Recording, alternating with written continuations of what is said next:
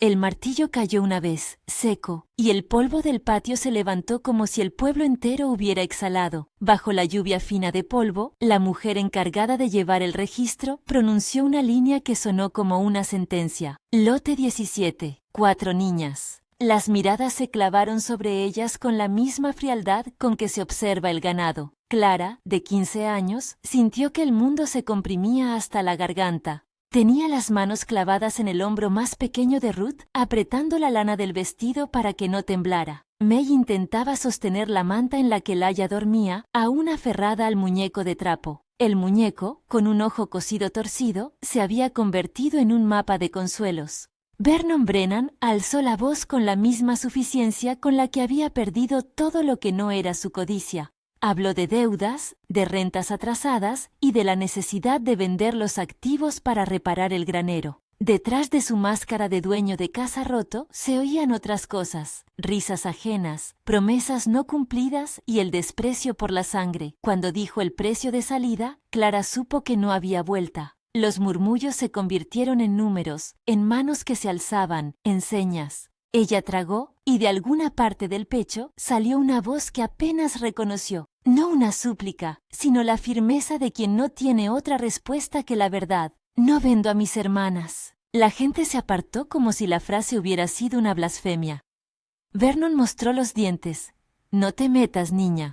O te vendo a ti también. La amenaza fue un cuchillo que rozó la nuca de Clara. Y en la frente le ardió la humillación por todas las cosas que no podía controlar.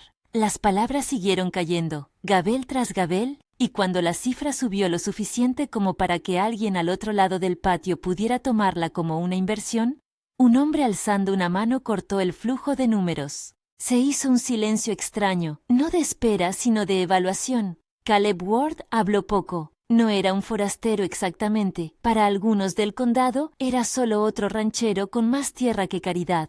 Caminó hasta el borde del corro con las botas llenas de polvo y la chaqueta oliendo a lluvia lejana. Miró a las 4 niñas como si estuviera leyendo no una inversión, sino un registro que exigía reparación. No hizo discursos. Sus palabras fueron medidas como si talara madera. Me las llevo, dijo, y no añadió nada más que la escasa verdad de quien ha hecho cuentas consigo mismo de manera brutal. Las 4. Cuando Vernon intentó negociar, Caleb negó el apretón con una mano cerrada en el aire. Pagó con una paciencia que no parecía regatear explicación alguna. Los hombres que observaban lo llamaron loco o generoso, según la inclinación del día. Clara no supo qué pensar. Sentía alivio, sí, pero también la punzada hedionda de un comercio. La compra fue una compra. Las niñas salieron del patio como se sacan animales de un establo. Los sollozos se intentaron ocultar tras la tensura de los cuerpos, y el gabel, ya guardado, dejó un hueco en la memoria de Clara que ninguna palabra podía tapar. En el carro, de camino al rancho, Clara mantuvo el muñeco de Laia sobre sus rodillas. El camino se extendía en una cinta polvorienta que hacía crujir la madera del carro. El atardecer de Kansas pintó de oro y sombra las laderas. Las hermanas se acomodaron como pudieron. Ruth apoyó la cabeza en el regazo de Clara. May miró hacia atrás con los ojos vidriosos. Laia se enroscó como si el muñeco le diera calor tangible. Clara quería preguntar todo y no sabía por dónde empezar. Podía, sin embargo, recordar las instrucciones de su madre muerta, lavar, ordenar, cuidar, y las repitió en su cabeza como si fueran llaves. El rancho Ward se presentó primero como una mancha de silencio, un cerco de madera, un molino que mantenía goteando el viento y un alero que sostenía un mundo que no se parecía a su casa de pueblo. Había orden en la rudeza, cobertizos alineados, el olor a heno, la claridad del patio donde la escarcha no perduraba más de lo necesario. Caleb los recibió en la cocina. No hubo fiesta, solo una comida caliente, pan rompible y carne asada cuyo olor cruzó la boca de Clara con memoria de hogar. Había una lámpara de aceite, un fuego que parecía respirar, y la sensación de que allí las cosas se harían con esfuerzo. Caleb dio 3 reglas. El trabajo no se negocia, el respeto es mutuo y nadie sale sin permiso. Fue conciso. Había en su voz un filo que no pedía pregunta. Clara asintió porque la ausencia de opciones le pide adaptar el cuerpo más rápido que el pensamiento. A la noche, cuando los cuerpos pequeños buscaban la seguridad de una cama que no conocían, Clara rozó el muñeco y le prometió a Laia un mundo que aún no sabía cómo construir. Si esta historia te toca, suscríbete y acompáñanos hasta el final. Esto solo es el comienzo de lo que un hombre y 4 niñas pueden forjar cuando la necesidad les obliga a llamarse familia. Los primeros días fueron ejercicios de resistencia. Enrique, el mayor del rancho, un estudiante de la rutina más que del cariño, les enseñó cómo colocar el estiércol en montones que no olieran a abandono, cómo atar la montura de un caballo de manera que no se escape, cómo barrer la cuadra hasta que el polvo dejara de estar en el aire para instalarse en la madera. Clara aprendió a aguantar la respiración cuando el olor subía desde la tierra húmeda, a mover cubos incómodos con la fuerza justa. Fueron prácticas que templaron la piel y la paciencia. Los músculos se endurecieron en las manos que antes solo sostenían agujas y cestas.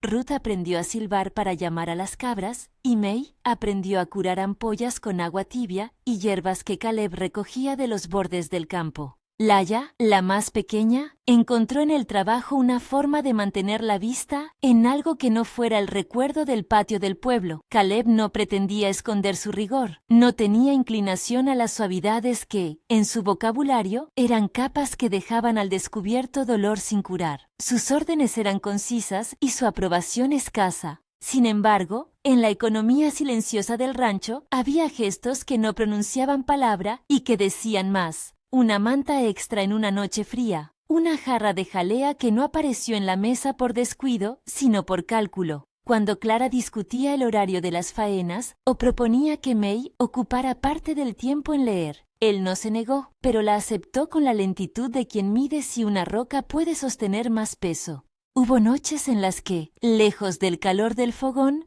Clara se quedó despierta hasta que la casa entera respiró en un mismo compás. Miraba el muñeco de Laia, repasaba sus costuras, pensaba en su madre y en la promesa de no permitir que sus hermanas fueran mercancía otra vez. Fue en uno de esos silencios cuando escuchó el sonido de un hombre trabajando fuera del porche. Era Caleb, sentado sobre un cajón, afilando una cuchilla con movimientos repetitivos como quien pule un recuerdo. Desde su rincón, él repitió palabras que nunca usó en público. Su hija se había ahogado en el río, su esposa había muerto 2 inviernos antes, y la tierra, en esa pérdida, le había dado la tarea de ocupar la porción de cielo que le quedaba con algo que tuviera sentido. No pidió clemencia ni habló de reparación. Cuando Clara, en un instante de valentía, le preguntó por qué había pagado por ellas, él la miró como se mira un animal herido, con mezcla de culpabilidad y prácticas. «Porque no pude ayudar a la mía cuando hizo falta», dijo en voz baja. «Porque no soporté verlas tratadas como si no importaran». No hubo redención en sus palabras, solo una decisión dura: reparar, al menos con actos, lo que no pudo corregir con arrepentimiento. Así comenzaron los meses que no se parecían a ningún tiempo anterior. Las estaciones marcaron el cuerpo y la administración del día.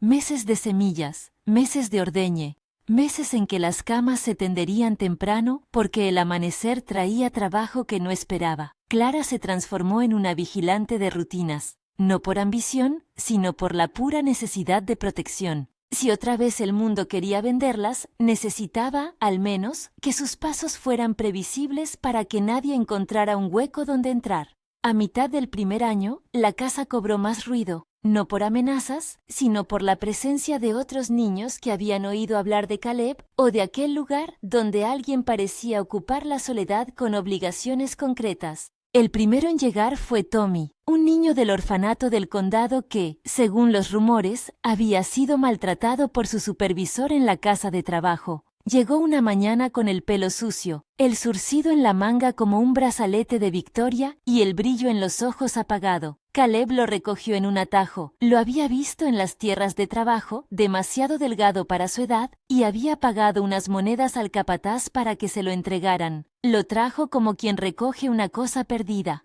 Clara, que ya no se dormía sin repasar la lista de tareas, sintió una punzada al ver en Tommy algo que reconocía: la necesidad de ser reclamado por alguien. Tommy trazó un mapa de silencios en los primeros días. No dijo su nombre con claridad. No preguntó por qué lo habían sacado de donde estaba, pero entre un balde y otro, entre una arca y otra, empezó a inclinarse por tareas sencillas: enredar cuerdas, limpiar herraduras, remover brasas. Clara lo observó como quien estudia el crecimiento de una planta nueva, con cuidado y sin forzar.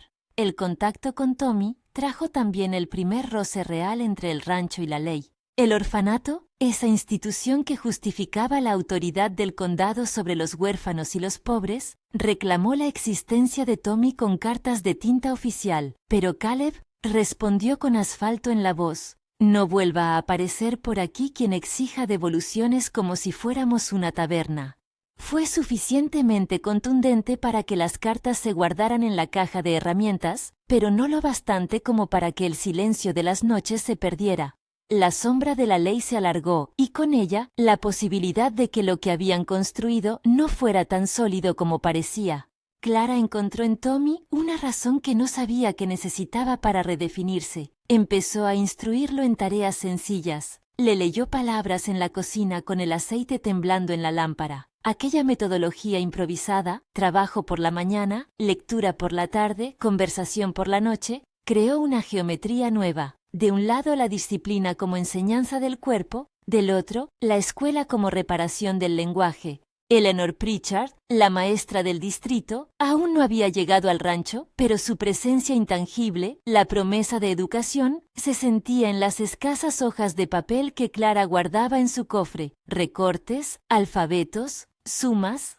Clara respiró por primera vez con la sensación de construir algo que no iba a desaparecer tras la próxima subasta. Los días, sin embargo, no fueron solo trabajo y pequeñas victorias. Vernon Brennan, herido en su orgullo y convencido de que la codicia debía encontrar otra vía, no desapareció. Rastreó la distancia hasta el camino que llevaba al rancho, una tarde en que el cielo estaba bajo y un viento que acertaba a enrojecer los carrascos. Vernon llegó con la intención de negociar una especie de retribución. Quería una suma mínima, mensajes de reconocimiento, la promesa de silencio. No tenía la fuerza para obligar por la fuerza, pero conocía los resquicios de la ley y estaba dispuesto a aprovecharlos. En el umbral, con la boca apretada, dijo en voz muy baja que tenía testigos suficientes para provocar una investigación por manera inapropiada de adquirir huérfanos. Tocar la reputación de Caleb podría ser su modo de saciar la humillación. Caleb respondió con la calma de los que han terminado de medir su paciencia. Le dio a Vernon unas monedas y un caballo de sobra. «Vete». No era caridad, era un pago por silencio que no compraba tranquilidad. Vernon aceptó con los ojos brillantes y el orgullo intacto. Aún así, cuando se marchó por el sendero, Clara supo que la sombra de aquella tarde no se quedaría en los bolsillos. Era el primer aviso de que la sociedad no aceptaría sin ruido que alguien improvisara refugio donde el sistema veía orden. Aquel invierno trajo escarcha, noches de manos entumecidas y narrativas que se tejían en torno al fuego. En la cocina, los niños se reunían en un corrillo. La lumbre, siempre fiel, proyectaba formas en las paredes que, con suerte, parecían menos temibles que la memoria de la subasta. Margaret Hale no había llegado todavía, pero la casa se reorganizó con el sentido práctico que ella representaría. Mesas que se convirtieron en aulas, literas que fueron sanadas con costuras nuevas, la vieja fotocopia de un reglamento que nadie había firmado pegada en la puerta con chinchetas. Clara empezó a llevar libros de cuentas y a anotar quién traía qué donación, quién había dejado un saco de harina, qué herramienta se había roto. Su mano, antaño temblorosa, escribió con una exactitud que devolvía sangre a su apellido. No era la sangre que la había maltratado, sino la que ella escogía proteger. Caleb, por su parte, hizo algo que nadie esperaba: comenzó a buscar legitimidad, no con palabras ni con proclamas, sino con papeles. Intentó hablar con el sheriff Garrett, un hombre duro que manejaba la ley local con la misma pausa con la que el granjero maneja la podadora. Garrett vino al rancho una mañana de barro espeso, miró las camas, el fuego, las manos de los niños, y con la profesionalidad de quien debe juzgar hechos más que intenciones, dejó apuntes en un cuaderno. No prometió nada, no cerró puertas. Con sus anotaciones, el mundo oficial había entrado en la granja. Fue un avance que trajo alivio y a la vez una nueva tensión. Lo que depende de la palabra del gobierno puede cambiar de un folio a otro. Clara entendió, en una tarde de trabajo, que la seguridad que Caleb había pagado con monedas y silencio era frágil. La compraventa había salvado sus cuerpos de una humillación, pero no les había dado el título que la ley pide para dormir sin sobresalto. Así que empezó, con la ingenuidad y la obstinación intercaladas que caracterizaban a la juventud, a participar en los intentos de Caleb por formalizar lo que el rancho era: un refugio. Se sentó a escribir cartas, a llevar registros de quienes cruzaban la puerta, a coleccionar firmas de vecinos que testificaban que el rancho cuidaba de los niños. Por la noche, cuando la casa callaba, ella leía en voz alta los documentos que Caleb guardaba en una caja de madera. Recibos antiguos, escrituras del campo, cartas que hablaban de tierras y de deudas. Los papeles, que antes le habían parecido fríos, empezaron a ser el material con el que podía tejer seguridad. El invierno cedió al primer aviso de la primavera cuando, una madrugada, alguien golpeó la puerta principal con impaciencia y miedo. Fue uno de los jornaleros del valle, la cara enrojecida por la fiebre del rumor. En el pueblo habían hablado de al menos 2 casas donde las autoridades buscaban menores que hubieran sido retirados de las casas de trabajo. Dicen que van a inspeccionar lo que llaman lugares no autorizados, dijo entre jadeos, sin tener aún la certeza de las consecuencias. La noticia fue como un viento que barre la mesa. Papeles que Clara había ordenado en la caja, la manta de Laia que aún olía a humo de cocina, la determinación de Caleb.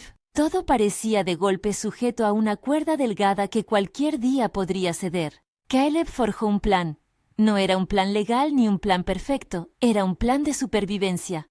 Reforzó las camas, preparó una habitación adicional en la que guardar registros y consiguió que algunos vecinos firmaran una nota declarando que los niños tenían allí un tratamiento digno. Clara trabajó hasta dejar las muñecas de trapo en silencio, cosiendo, clasificando, ordenando las cuentas. Los niños empezaron a llevar diarios que nadie les pidió, textos inscritos con dolores y pequeñas victorias. El primer día que Ruth se atrevió a cantar, la primera vez que May entregó su cuento en voz alta, los pasos de Laia hacia el sueño sin temblar.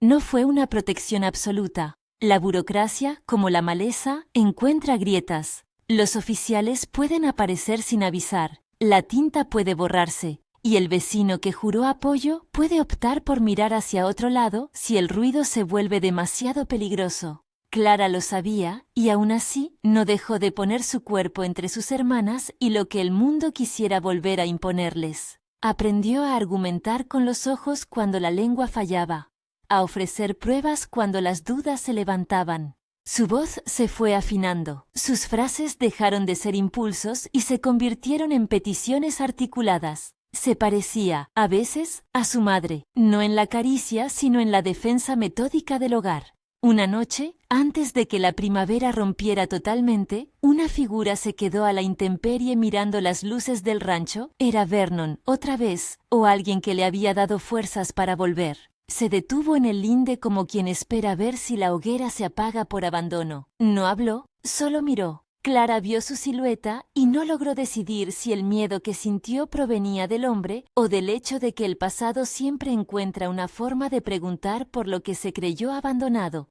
El rancho, que para Clara había empezado como un refugio incierto y ahora era una casa con nombres, se preparó sin hacer ruido. Ninguno quería que la primera amenaza real se declarase con violencia. Todos intuían que la batalla sería en papeles, en testigos, en la lenta labor que convierte un cobijo improvisado en institución reconocida. Esa noche, frente a la cocina, el muñeco de Laia quedó junto al fuego, su ojo torcido reflejando la luz como si fuera testigo silencioso de un juramento que nadie había pronunciado en voz alta. Ningún documento puede ser más fuerte que la voluntad de quienes cuidan.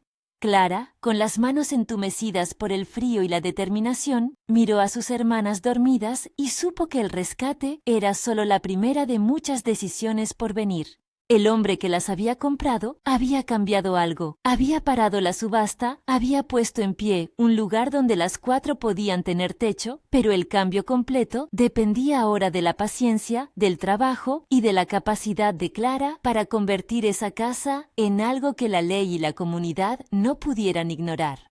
Afuera, el viento pasó entre los corrales y llevó consigo el rumor de que las autoridades del condado estaban empezando a mirar con ojos menos benévolos a los que actuaban fuera del sistema. La leña crujió. Clara, todavía joven pero con la voz asentada, empezó a escribir una lista de lo que haría cuando la primavera fuese dueño de todos los días. Arreglar papeles, buscar a la maestra del pueblo, pedir la presencia de Margaret Hale, levantar camas, enseñar a leer. No sabía si bastaría, pero cada línea que trazaba parecía construir una muralla más sólida que la que había en los bolsillos aquel día de la subasta. El amanecer encontró al rancho con nuevas voces. Un carro, a ritmo lento, dejó en la entrada a un niño que no conocían y a un hombre que parecía cargar la fatiga de muchos inviernos. Traía noticias de la ciudad, inspecciones, cartas con sellos oficiales, un inspector que venía de parte del estado con una libreta y un ceño que no prometía reparos. Caleb miró el horizonte con la misma firmeza con la que había pagado por las niñas meses atrás. No habló, se limitó a encender la pipa y a organizar a quienes tendría que hablar con la autoridad. Clara sintió que estaba, otra vez, ante una bifurcación. Por un lado, la posibilidad de que aquello fuera el fin de su hogar.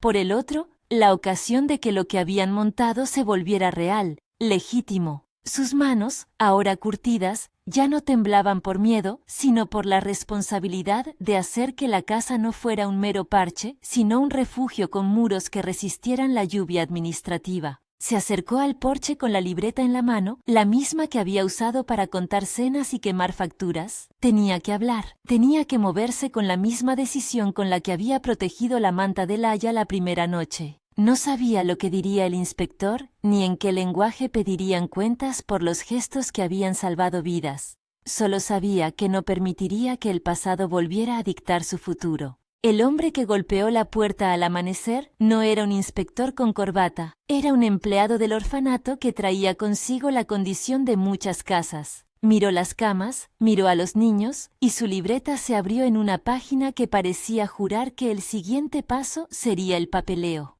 Caleb respiró. Clara dio la primera palabra.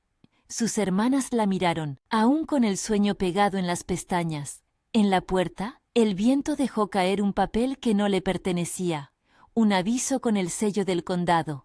El rancho, que había empezado como la respuesta improvisada a una venta humillante, se encontraba ahora en la encrucijada que convertiría la caridad en ley o en condena. Aylan, el perro viejo del rancho, se incorporó y apoyó la cabeza en la rodilla de Clara. Ella le pasó la mano por el lomo y por primera vez desde la subasta, un gesto fue más poderoso que una promesa. Un acto de cuidado que era, en sí mismo, la mejor defensa contra los que creían que las personas se venden y se compran sin más. El rancho respiró, los papeles temblaron, y en ese temblor, la expectativa de una próxima decisión se hizo palpable como la bruma que anuncia la lluvia. El papel con el sello del condado tembló en la mesa como si tuviera vida propia. Caleb lo colocó entre otros, apiló un par de facturas y dejó que el aceite de la lámpara temblara sobre las letras.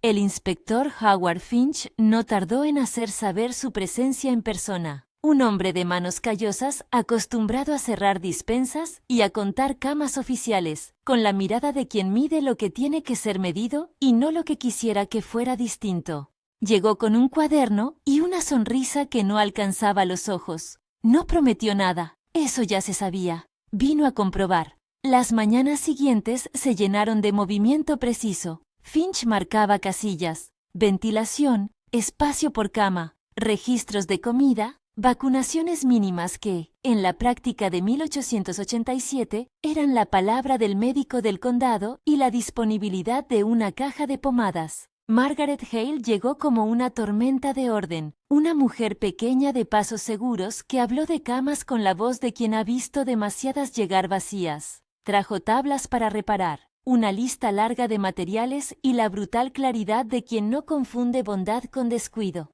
No es caridad, dijo la primera vez que pasó por la cocina. Es disciplina, y será necesaria. Clara la escuchó con la atención que ya no era sumisión sino cálculo. Cada idea de Margaret era una reforma que habría de salvarlos de la mirada inquisidora. Construyeron baños de letrinas decentes, instalaron literas reforzadas, separaron la cocina de la despensa con un estante que servía también para los libros. Los niños aprendieron a tender la ropa en hileras, a lavarse las manos antes de las comidas, a no llevar barro al comedor. Esas reglas, que al principio parecían frías, fueron dando forma a algo más que orden. Comenzaron a darles a los días la previsibilidad suficiente para que la costumbre borrara el pánico de la memoria a ratos. Eleanor Pritchard, la maestra, llegó una tarde con una caja de lápices y un silbato de cuerda. Tenía la voz que al principio mostraba sorpresa y luego una férrea ternura. Se sentó en el suelo con los niños en círculo y comenzó a enseñarles a trazar letras. Fue tan sencilla la acción que pareciera que lo único que hacía era devolverles el nombre propio a cada uno. Las horas de lectura se volvieron rituales. Por las tardes, después de secar los baldes y cerrar la cuadra, los niños se reunían junto al fuego. Clara leyó con menos titubeos que antes. La voz que se templó entre papeles y cuentas encontró en los textos un amparo contra la angustia. La correspondencia con Finch fue amable en el papel y grave en efecto. Listados de carencias, plazos y la sugerencia, no de cumplimiento, sino de posibilidad, de una inspección más rigurosa que vendría con un juez o con fondos condicionados. Finch no escondía su escepticismo sobre la práctica de comprar niños para salvarlos. Su mundo prefería transferencias oficiales. En sus notas, sin embargo, había una grieta que Caleb y Clara supieron leer. La posibilidad de una aprobación condicional, si demostraban orden, si conseguían fondos suficientes para cumplir ciertas normas y si la comunidad testificaba a su favor. Fue entonces cuando Vernon decidió que aún quedaba una manera de sacar provecho. No volvió con golpes ni con amenazas abiertas. El hombre entendía la ley lo bastante como para saber dónde colocar el dedo. Presentó un papel viejo, supuestamente firmado por un juez en un pueblo vecino, que reclamaba una parte de la custodia y con la calma de quien sabe que la duda es un arma, empezó a murmurar sobre irregularidades. La noticia corrió por el pueblo como una fiebre. ¿No fue robada la propiedad?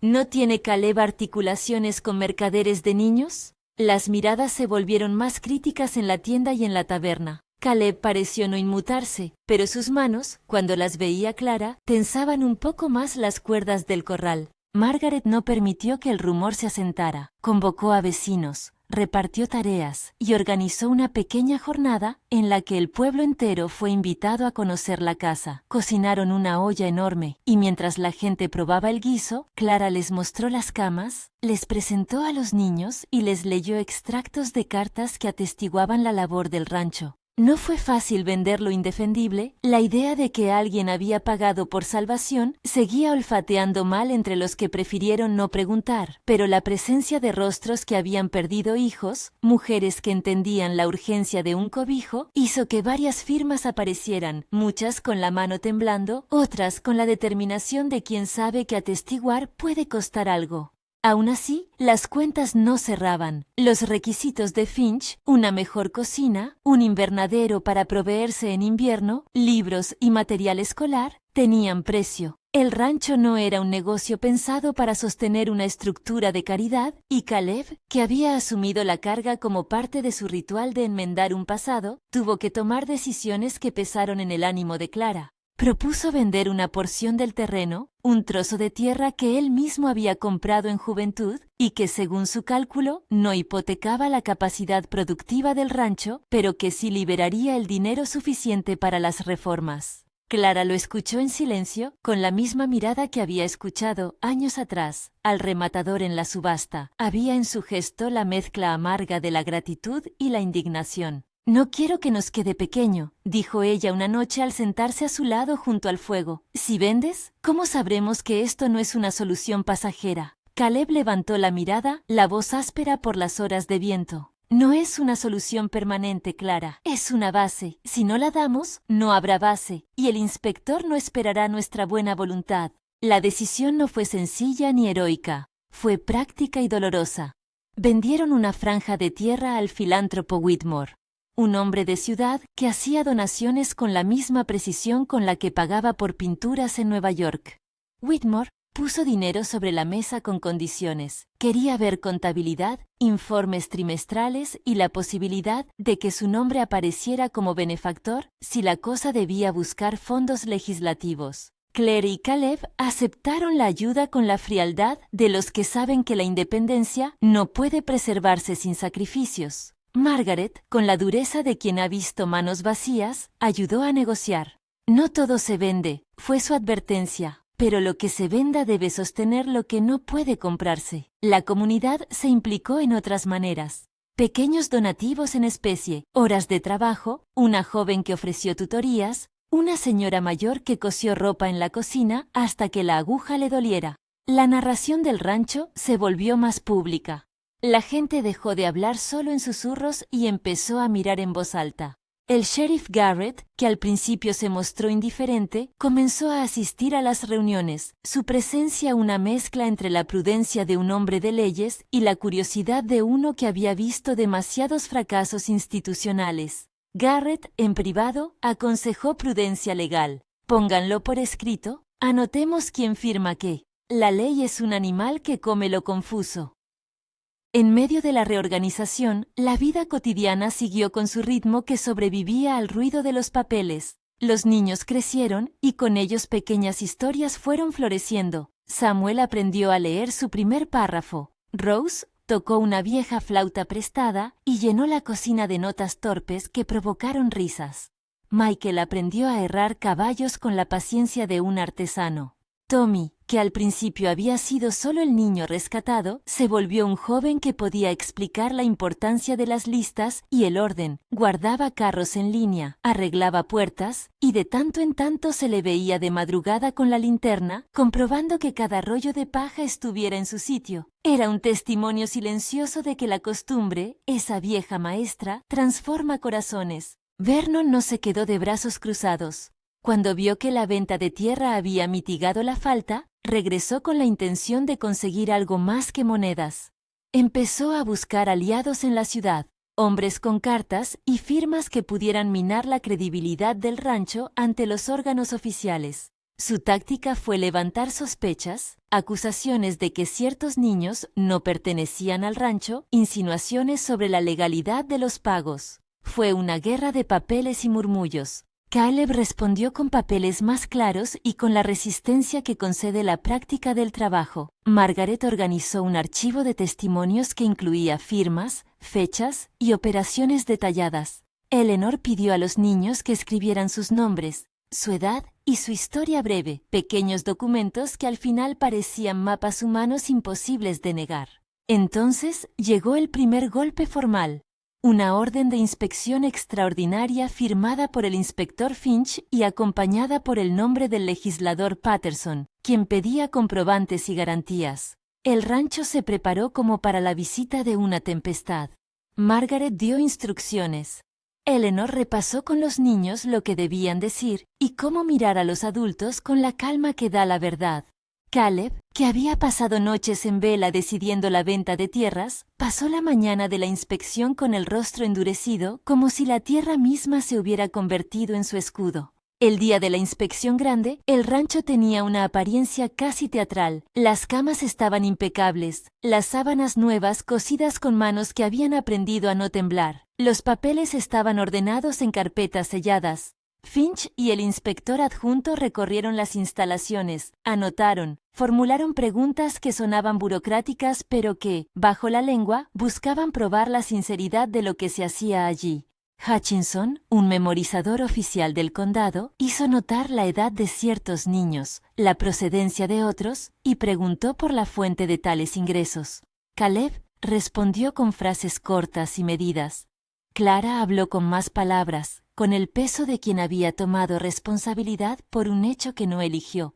La prueba más difícil vino cuando un abogado del condado sugirió que algunos niños tal vez debían ser devueltos a las casas de trabajo porque sus papás legales, si es que existían, podrían reclamar. La sala se llenó de tensiones. Margaret, con la voz que no conocía fragilidad, declaró las rutinas de salud, las pruebas, los nombres de médicos que podían testificar. Eleanor presentó las hojas de lectura y los deberes. Clara, que había llegado a la sala con el muñeco del Aya doblado en el bolsillo de su camisa, fue llamada a dar su testimonio. Se levantó con la determinación que había entrenado en noches de vigilancia y, sin embargo, con la vulnerabilidad que mantenía la memoria grabada en su voz. «Mi nombre es Clara Brennan», dijo, y la sala pareció reducirse a esa confesión. Habló de la subasta como quien lee una herida en voz alta para que deje de doler en la oscuridad. Habló de la promesa a sus hermanas, de las noches junto al fuego, del trabajo, de la manera en que Tommy había aprendido a decir su nombre. No buscó crear imagen de heroísmo. Habló de hechos concretos, comidas, libros, camas, visitas de doctor.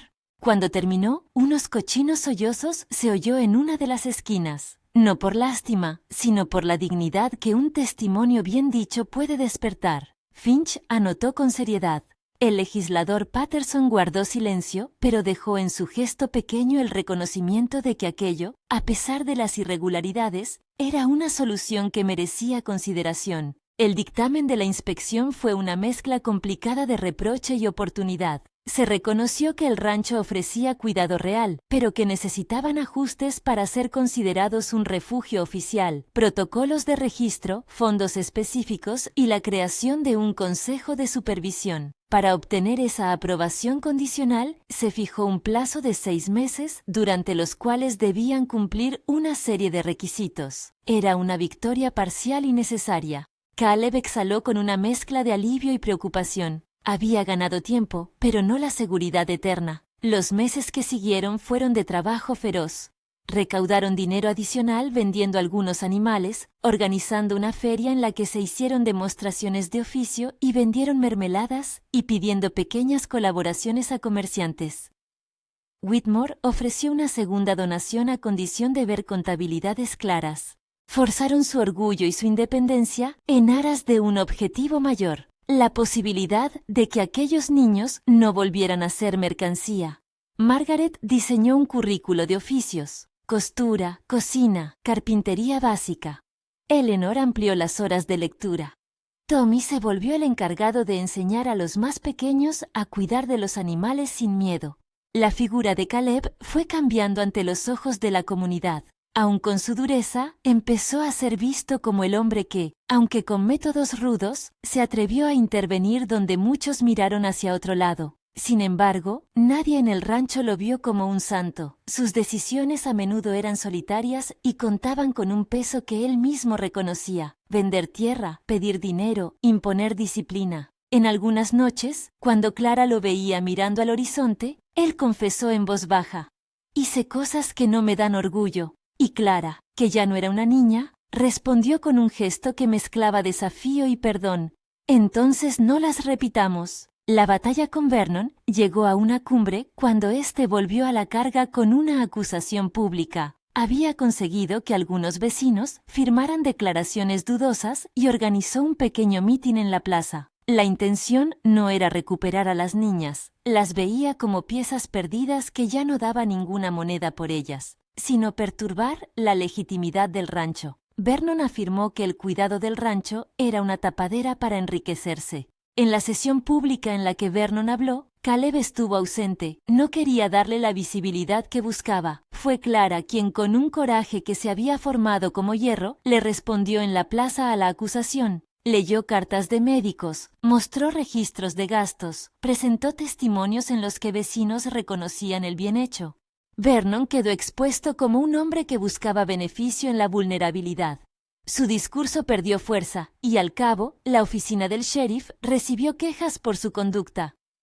No fue un encarcelamiento dramático, sino la acción legal que logró dejarlo sin la capacidad de chantajear con eficacia. La ley lo encontró como un hombre con más palabras que pruebas. La victoria no fue total ni limpia. La reputación del rancho quedó manchada por el rumor. Algunos donantes se retiraron por miedo a la controversia, pero también ocurrió algo distinto. La gente que había conocido al rancho y había visto a los niños, sus manos manchadas de tierra, sus risas alrededor del fuego, decidió que valía la pena luchar por algo que funcionaba, aunque fuera imperfecto. Margaret y Eleanor trabajaron sin descanso, estableciendo prácticas que pudieran presentarse ante los órganos oficiales y demostrar que la casa no era improvisación, sino una institución que cuidaba. Llegó entonces la invitación que cambió el rumbo. El legislador Patterson, impresionado por el trabajo de Clara y por la eficacia del rancho, propuso llevar su caso al comité estatal. Había en él un interés político, sí, pero también una curiosidad por encontrar soluciones prácticas a la cruda existencia de los workhouses. Quería, con cierto atrevimiento, presentar un proyecto de ley que considerara modelos de refugio como el del rancho para recibir fondos estatales iniciales. El primer paso fue un testimonio ante el comité, un auditorio donde se reunirían educadores, legisladores y benefactores. Allí, Clara tendría que hablar de nuevo, pero ahora no solo en defensa del rancho, sino de un modelo que pudiera replicarse. La preparación para ese testimonio fue meticulosa. Eleanor la entrenó en cómo hablar en público, mantener la verdad simple, evitar dramatismos y responder con hechos. Margaret revisó los números, Whitmore preparó un informe financiero y Caleb, con su costumbre de palabras escasas, preparó una nota breve para poner en contexto la necesidad del apoyo. En las noches, Clara ensayó frente al espejo y meditó en la línea que no debía olvidar. Las leyes deben servir a la gente, no al revés. No era una frase novedosa, pero contenía la dureza de la evidencia. Si la estructura legal no se adaptaba, los niños seguirían siendo tratados como piezas desechables. El día del testimonio llegó con cielo claro. En la sala del comité, el murmullo era expectante. Representantes de workhouses vinieron a defender su modelo, algunos con la mirada fría de los que creen que la contabilidad es lo único que preserva orden. Había médicos, varios padres adoptivos de la ciudad con buenas intenciones y observadores que buscaban un ejemplo. Clara subió al estrado con la postura de quien sabe que su voz ya no pertenece solo a sí misma. Empezó con los nombres: Ruth, May, Laia. Nombrarlos era devolverles existencia legal. Contó la subasta sin sensacionalismo, describió las noches junto al fuego, recitó números de comidas, de camas, y cerró con la afirmación de que el trabajo y la escuela habían reconstruido pequeños cuerpos y más aún habían cifrado el sentido de continuidad. Su testimonio alcanzó un clímax cuando Clara, sin elevar el tono, sacó el muñeco de Laia del bolsillo y lo mostró ante la asistencia. «Esto fue lo único que Laia tuvo cuando llegó aquí», dijo, «y no fue un bien material, fue el inicio de su recuerdo. Si la ley nos niega, ¿qué sentido tiene que las cosas cambien si el niño no tiene quien le devuelva su nombre?» Un silencio cortó la sala, algunos ojos se humedecieron. El legislador Patterson, que había sido escéptico en la práctica, escuchó atento. Whitmore, en la primera fila, miró con la curiosidad de quien había financiado causas y no esperaba conmoverse por una muñeca de trapo. El debate fue intenso. Algunos argumentaron sobre riesgos de precedentes, otros defendieron la necesidad de alternativas a los workhouses. Finalmente, y no sin reservas, el comité aprobó una financiación inicial y la consideración de un proyecto de ley que reconociera espacios como refugios formales, siempre y cuando se cumplieran protocolos de supervisión estatal. No era un triunfo total, pero abría puertas a la posibilidad de replicar el modelo y a la asignación de fondos que permitirían a muchos sitios como el rancho estabilizarse. El rancho celebró con sobriedad. No hubo grandes fanfarrias. Hubo una cena donde cada quien trajo lo poco que tenía y se repartió con alegría contenida. La noche se llenó de historias. Samuel leyendo en voz alta, Rose tocando la flauta, Tommy mostrando la cuerda que había trenzado para atar portones. La casa parecía respirar con más seguridad. Caleb, que asistió en silencio, miró el fuego y en un gesto que pocos vieron, apoyó la mano en el hombro de Clara. «Hiciste lo que había que hacer», murmuró. Ella le devolvió la mirada con la calma de quien ha aprendido a liderar, no por autoridad, sino por respuesta. «Hicimos lo que había que hacer», corrigió. No era una disputa de egos, era un reconocimiento compartido.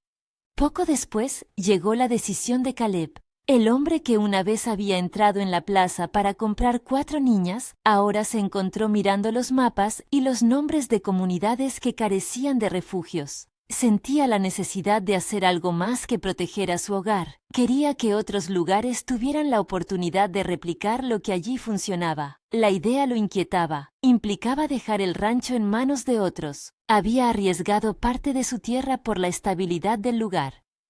Ahora pensó que era momento de invertir su tiempo en enseñar a otros a montar refugios, a formar consejos, a enfrentar inspectores. La despedida no fue un clamoreo ni una marcha triunfal. Fue un día de pocas palabras.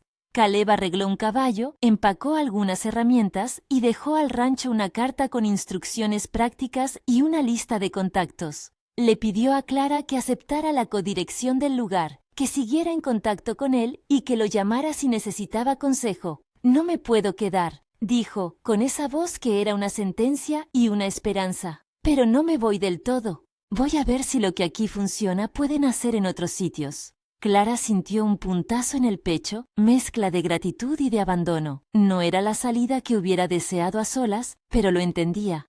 Sus años la habían hecho tolerar la pérdida con menos estrépito. «Hazlo con cuidado», fue su petición simple. Caleb asintió y se marchó un amanecer con la luz rasgando la bruma.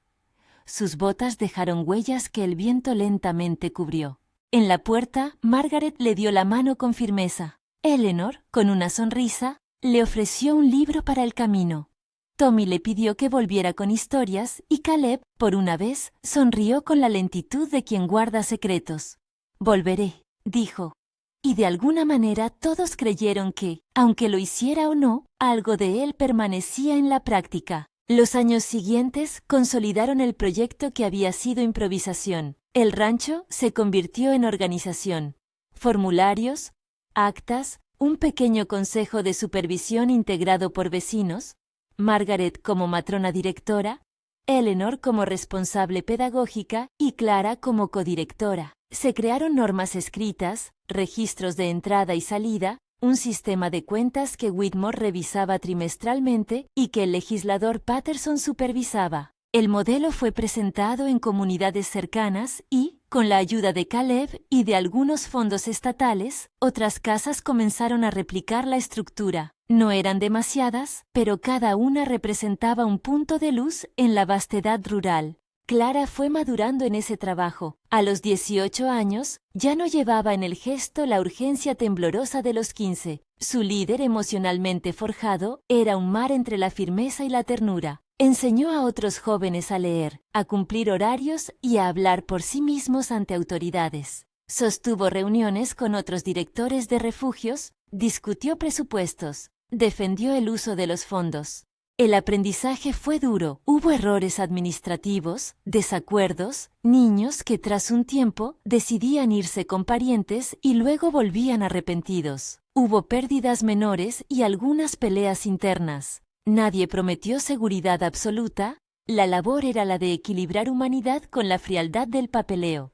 Tommy, crecido, se convirtió en un pilar de la comunidad. Su historia era la de alguien que había recibido una oportunidad y la había transformado en un oficio. Se convirtió en maestro de oficios y más tarde en socio pequeño de Clara en la gestión del rancho. Margaret, ya con los cabellos recogidos en una diadema gris, dirigía la formación de nuevas matronas. Viajaba a otros refugios a enseñar a ordenar camas, a reparar colchones y a alimentar la dignidad. Eleanor se volvió una figura local en la educación. Desarrolló métodos para enseñar a niños traumatizados, publicó pequeños folletos y defendió la extensión de la enseñanza de oficio dentro del nuevo marco legal. Hubo pruebas que golpearon el crecimiento, una sequía redujo las cosechas y puso en peligro la capacidad de autosustentación. Volvieron las cartas de entidades que pedían recortes o justificaban inspecciones más duras. Sin embargo, cada problema forzó soluciones que consolidaron la red. Colectas públicas, ventas de tejido hechas por los niños mayores, campañas en pueblos vecinos. La idea de comunidad se expandió. No era solo quien firmaba en la plaza, sino quien ayudaba a una familia a sobrevivir con dignidad. Se formaron donantes menores y contribuciones de comerciantes que contraían el miedo a la controversia en favor de ver niños alimentados. La mirada de la ley comenzó a cambiar. Lo que antes eran admoniciones se convirtió en políticas más claras, fondos parciales, guías y controles que permitían a los refugios como el de Clara recibir apoyo sin perder su autonomía esencial. La pieza clave fue la insistencia de legos y funcionarios, personas que habían sido testigos en primera fila de que la administración no podía ser una excusa para deshumanizar. La influencia de Patterson fue determinante. Su ley no resolvió todo, pero habilitó a un conjunto de sitios a recibir recursos iniciales que, en muchos casos, salvaron situaciones. En uno de los aniversarios del rancho, la casa organizó una ceremonia sencilla. Había una mesa larga con pan y jarabes, y en el centro, sobre un cojín, el muñeco del aya viejo pero remendado. Clara subió al pequeño estrado improvisado y habló de nombres. Mencionó a las niñas del inicio, a Tommy, a Margaret y a Eleanor, y agradeció a aquellos que habían abrazado la idea de que los niños no debían ser moneda de cambio. Dijo también algo que resonó con la claridad de quien ha aprendido de dolor y de trabajo. No hemos rescatado vidas con órdenes, las hemos sostenido con deberes. La frase fue simple y produjo un murmullo de acuerdo. Los años curan de maneras lentas. Ruth, May y Laia crecieron, cada una trazó su camino. Una se formó en costura y montó un pequeño taller. Otra eligió dedicarse a enseñar a los niños pequeños y Laia, la menor, fue quien mantuvo el espíritu del muñeco como algo sagrado en la casa. Clara, a los 22 años, ya era una mujer que combinaba la autoridad con la ternura firme. Podía hablar con un legislador con la misma facilidad con la que ayudaba a una niña a atarse un zapato. Había elegido quedarse. No porque no tuviera opciones, hubiera podido buscar escuela superior en la ciudad o casarse con alguien estable de la región, sino porque en su elección había una razón que pesaba en el ánimo, la continuidad de lo que habían construido. Caleb, por su parte, se transformó en figura errante. Viajó de pueblo en pueblo con sus libros de cuentas y sus herramientas, asesoró a otros rancheros y a algunas mujeres decididas a montar refugios. No se lo vio con cada proyecto, pero su nombre empezaba a aparecer en cartas de referencia, en folletos de donación y a menudo en los relatos de aquellos que afirmaban: «Hay quien nos enseñó a plantar la semilla». No era un hombre que buscara reconocimiento, su recompensa estuvo en la continuidad de las cosas.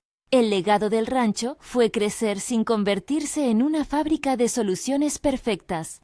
Se convirtió en red imperfecta pero viva.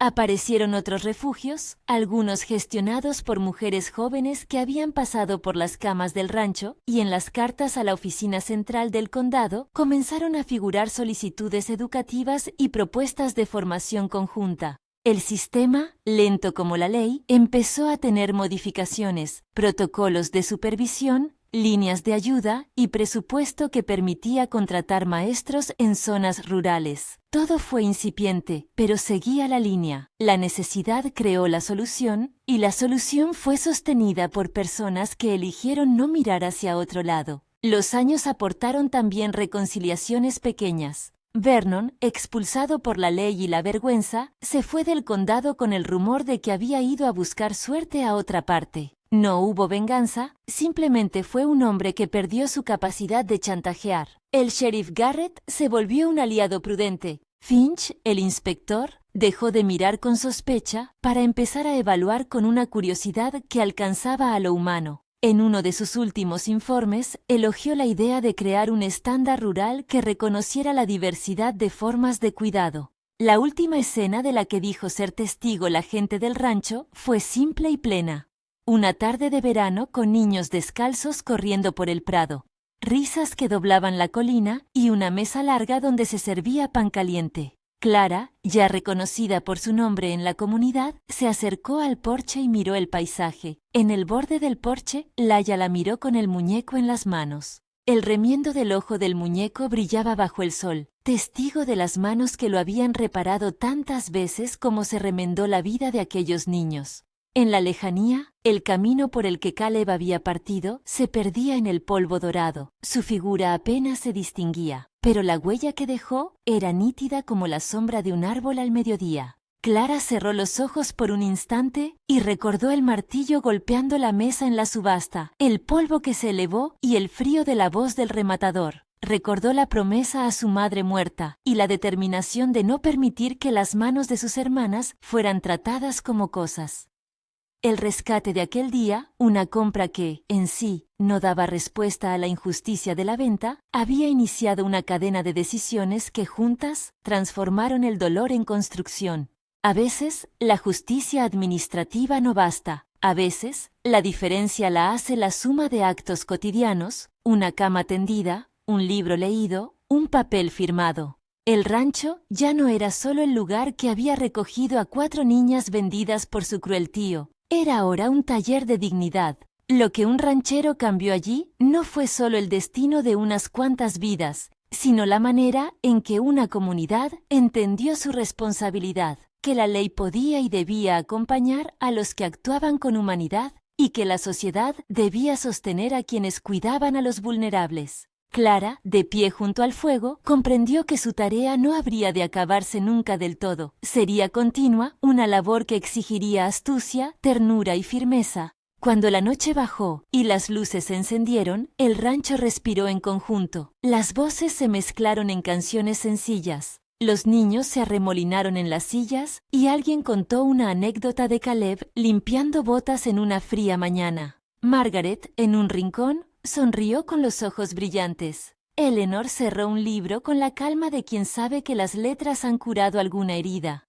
Clara tomó el muñeco de Laia y por un instante lo sostuvo contra su pecho. No era más que trapo y memoria, y sin embargo contenía la prueba de lo que la voluntad humana puede hacer cuando se decide a proteger. Afuera, la noche cubrió el rancho como una manta amplia, y Clara, mirando hacia la linde, pensó en los caminos que aún quedaban por abrir. Si esta historia te conmovió, compártela con alguien que crea en la posibilidad de transformar heridas en lugares de resguardo y comenta cómo crees que la comunidad puede sostener hoy a quienes más lo necesitan.